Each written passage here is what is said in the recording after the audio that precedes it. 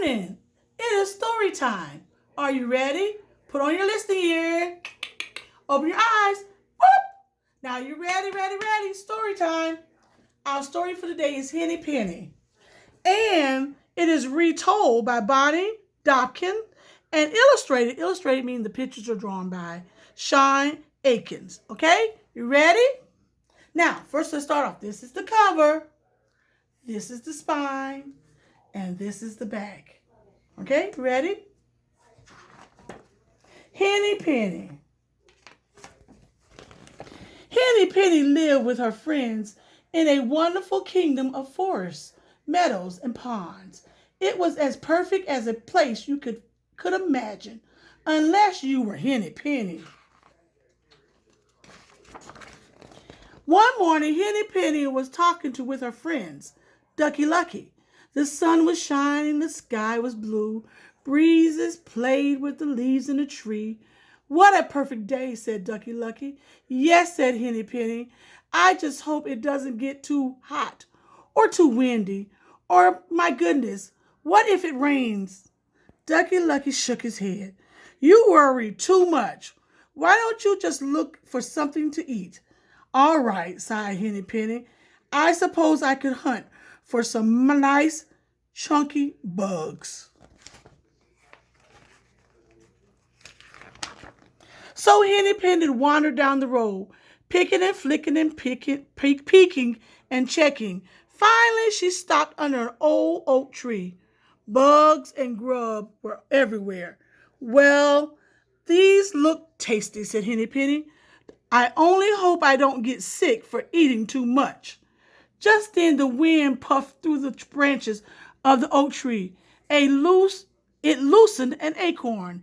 An acorn fell straight down and clunk! It hit Henny Penny on her head. Ouch, said Henny Penny cried.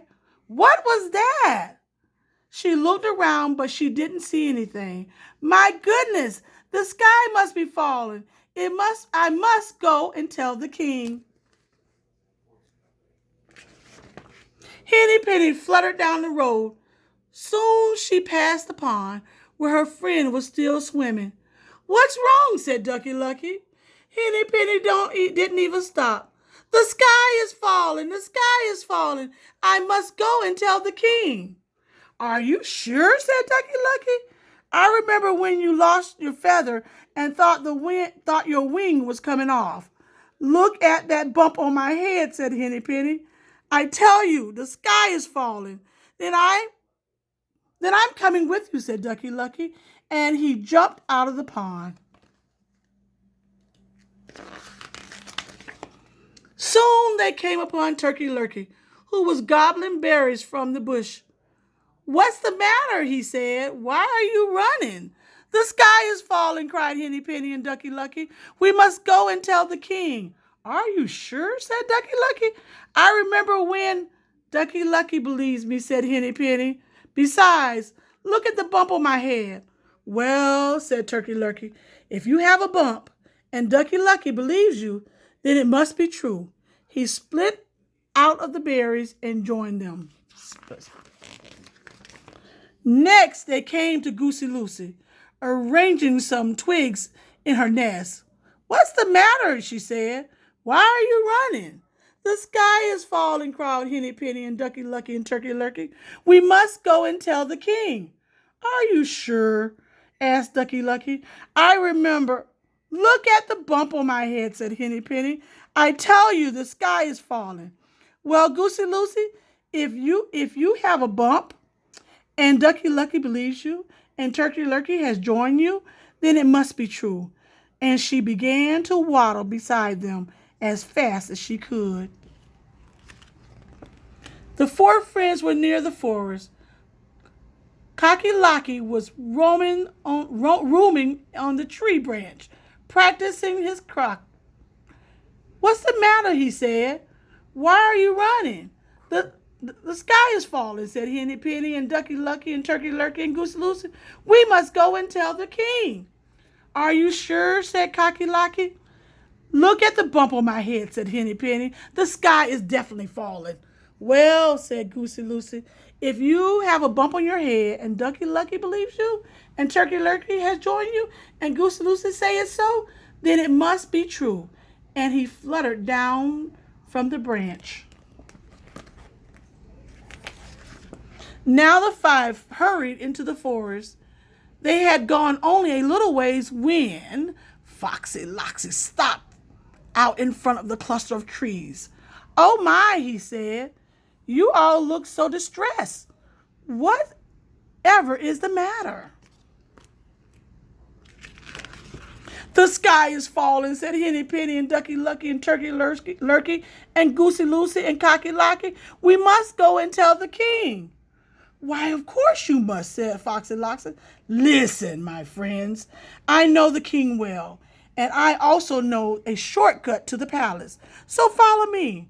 There isn't a moment to lose." The fox led them further into the woods, down a twisting, turning trail. "And are we almost there?" said Henny Penny. "Almost," said Foxy Loxy. "But, oh dear, you all look so tired. Should we stop at my den for a moment? You can meet my family and rest for a while." "Yes," said Henny Penny, Ducky Lucky, Turkey Lurkey, Goosey Lucy, and Cocky Locky. Right this way," said Foxy Loxy. As they walked, he told them about his lovely wife, Roxy Loxy, and he told them about the four little locks, Mox, Socks, Pox, and Toxy. What he didn't tell them was that all five were sitting around the dining room table waiting for Foxy Loxy to bring home dinner. "Well, here we are," said Foxy Loxy, stopping in front of the low rock ledge. He bowed and waved his arm toward the dark open underneath. And Henny Penny, Ducky Lucky, Turkey Lurkey, Goosey Lucy, Cocky Locky all marched down into the fox's den. Now, two things didn't happen after that. The sky didn't fall, and no one met the king. But Foxy Loxy's family still talks about the wonderful feast they had that day. The end. Thank you for joining me at Storytime. See you next time. Bye.